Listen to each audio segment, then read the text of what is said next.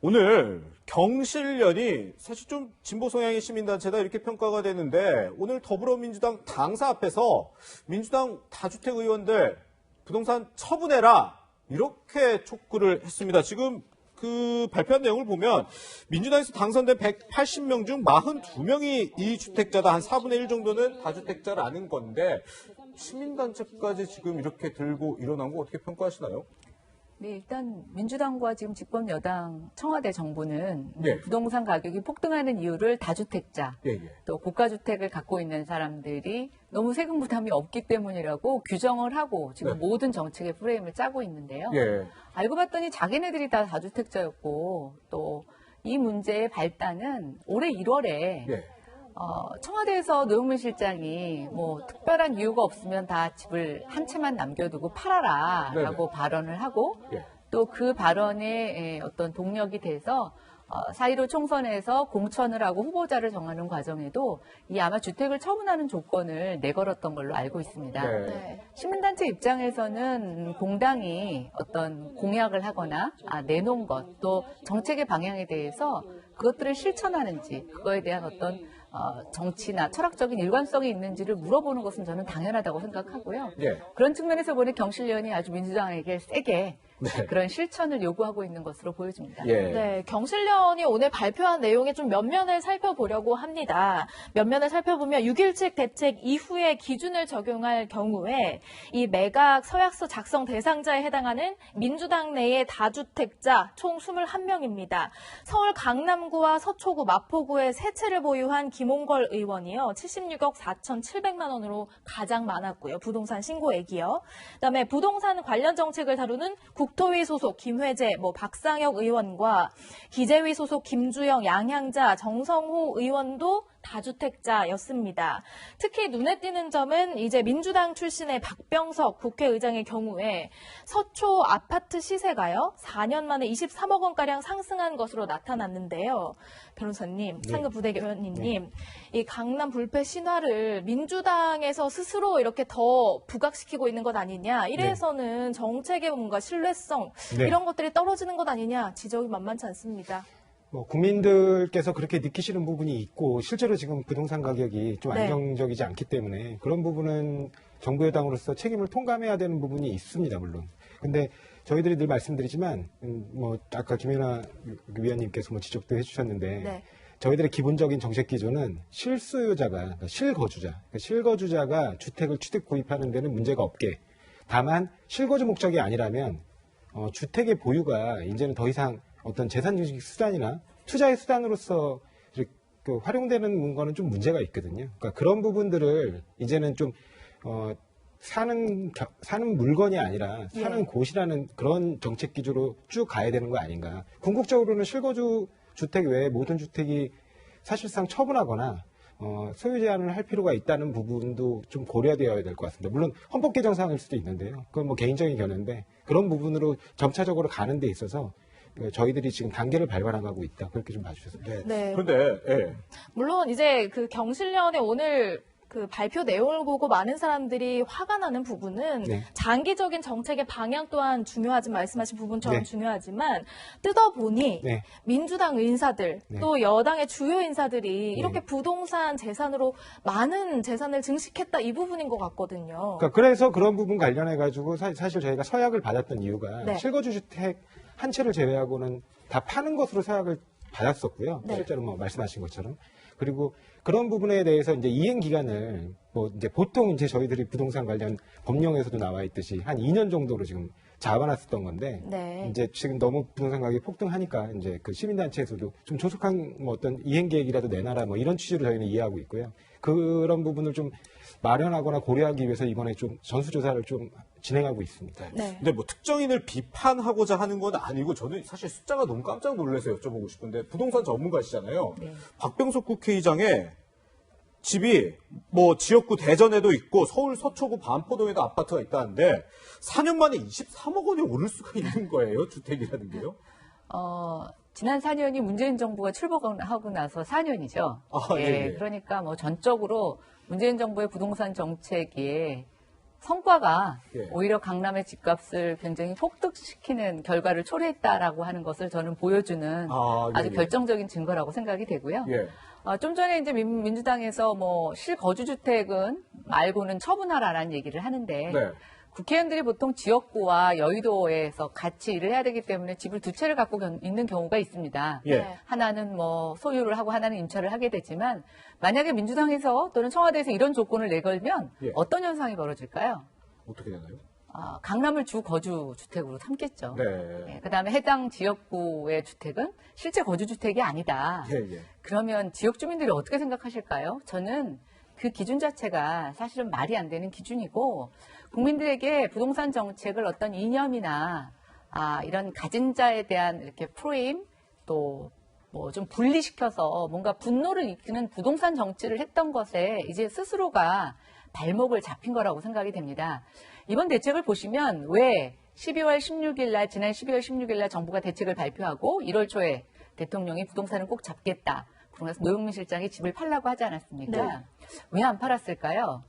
저는 이것이 집을 단순히 사고 파는 것의 문제가 아니라 민주당 또 청와대의 비서진들이 문재인 부동산 정책을 믿지 않는다는 겁니다. 예. 가격을 절대로 잡을 수 있다고 생각하지 않고 그 철학적인 것에 저는 동의하지 않는 거다. 그래서 이것의 심각성은 단순히 집을 사고 파는 문제가 아니라 지금 이렇게 혼란을 겪고 있는 문재인 부동산 정부 정책에 정책을 집행하고 기획하는 사람들이 다 동의하지 않고 그것을 믿지 않는데 이 정책이 어떻게 흘러갈 것이냐. 국민들은 더더욱 신뢰할 수 없다고 생각이 되고 이 신뢰를 극복하는 일이 지금 어떤 일보다도 부동산 정책에서 우선돼야 되는 일이라고 생각합니다. 네.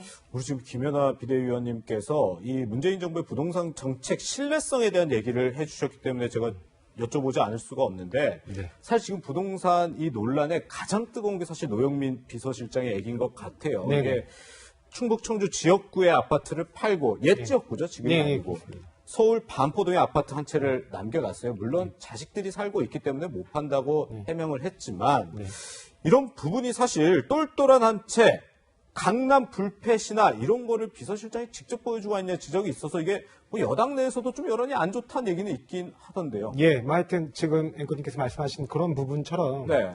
그러니까 국민들 눈에 볼 때는 지금 현재 그 강남에서 이렇게 막 엄청나게 가격이 폭등하는 그 부분에서 사실상 여당의 주요 인사가 어떤 어떤 부동산으로부터 수익을 얻는 거 아니냐 예. 그렇게 바라보실 수 있다는 점에 대해서 저도 공감을 하는 부분은 있습니다.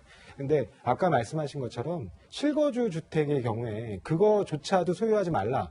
그거는 조금 좀 어폐가 있거든요. 그러니까 그리고 현재 말씀하신 대로 청주주택은 비거주 주택이기 때문에 예, 예. 그것부터 먼저 처분에 나설 수밖에 없었던 상황이었고요. 예. 그러니까 궁극적으로는 만약에 자녀들이 산다, 근데 자녀들이 성년 자녀들이다, 그러면 증여를 통해서 해결하는 게 맞겠죠. 예. 네. 현재 부동산 정책에 대해서 성남 민심을 네 글자로 줄여보면 내로남불 아니겠습니까? 정부 여당에 대한 어떤 그 분노가 이뤄지고 있는 가운데 선거를 앞두고요. 이인영 당시 원내대표가 이런 얘기를 한 바가 있습니다. 듣고 이야기 이어가시죠.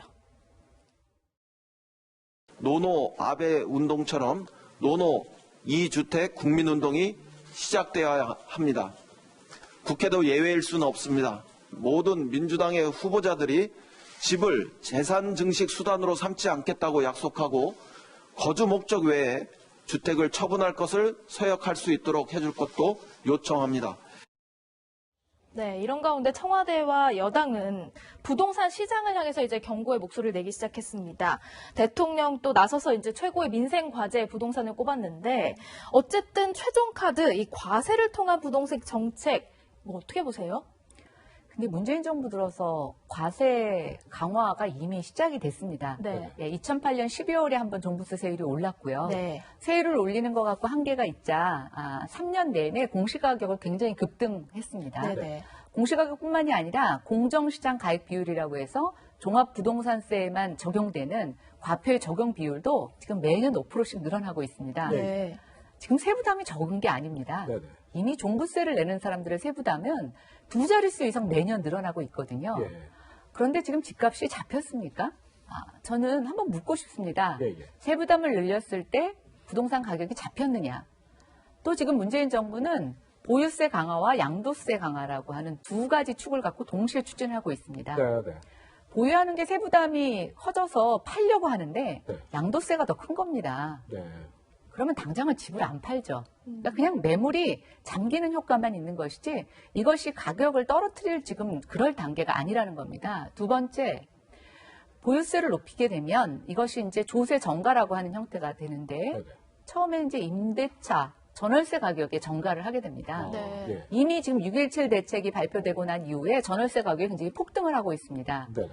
민주당은 이제 임대차 3법을 갖고 그 전월세 가격의 폭등을 막을 수 있다고 지금 얘기를 하지만 네. 시장에서는 이미 앞으로 임대료 규제를 할 거기 때문에 미리 올리겠다고 하는 것이 반영이 되고 있습니다. 예.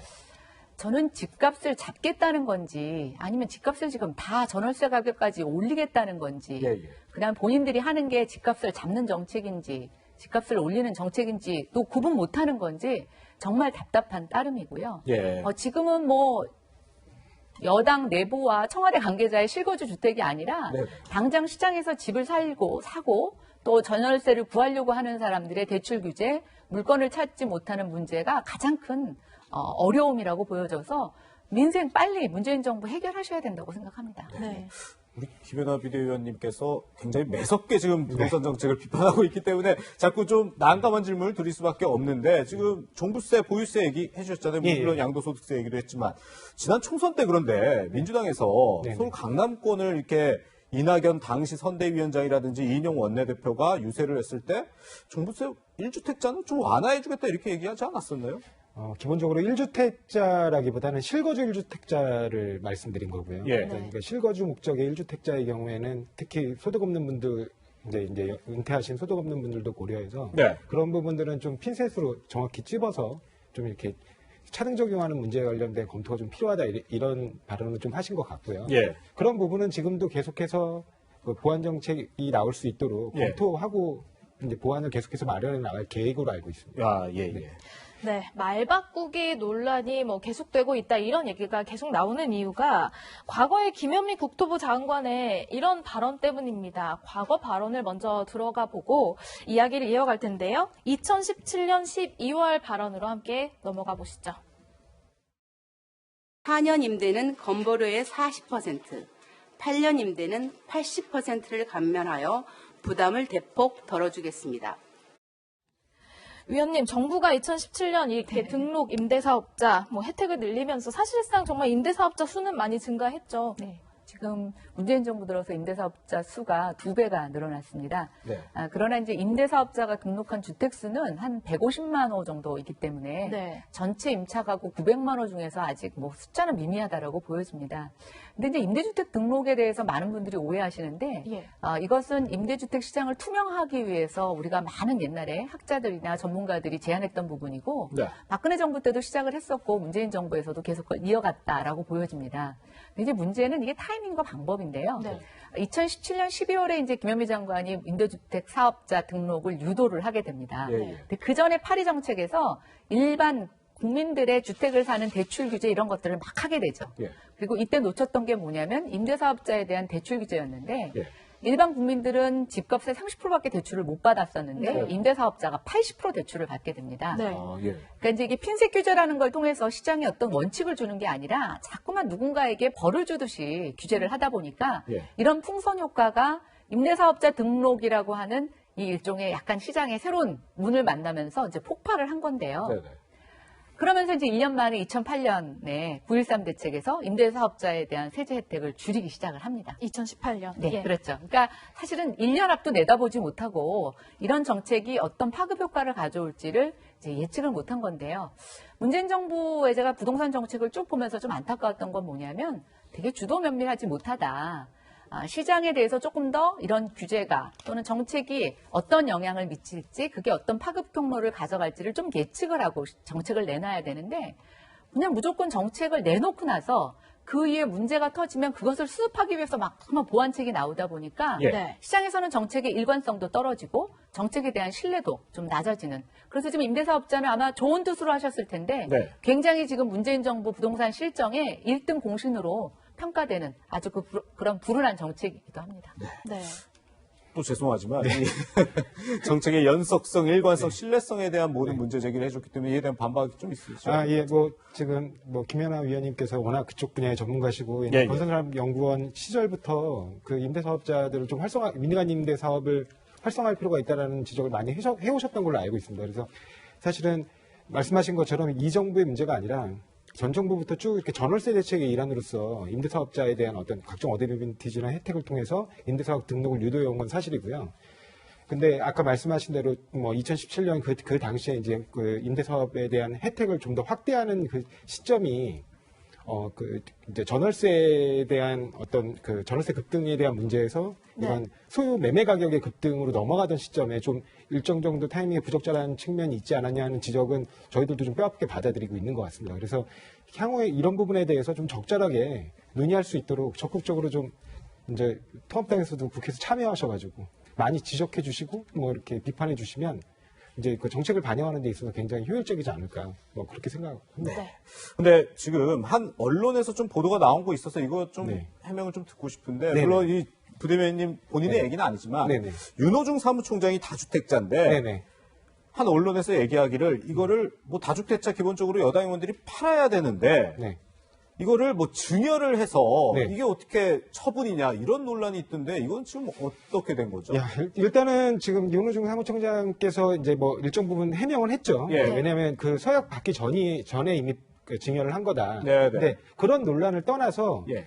우리가 일단 시장자본주의와 그 시장자본주의를 기본적인 원칙으로 하고 있는데 이제 부의 승계 자체를 갖다가 이렇게 죄악시하거나 그거를 갖다 금지하거나 그런 법제는 아니지 않습니까? 예.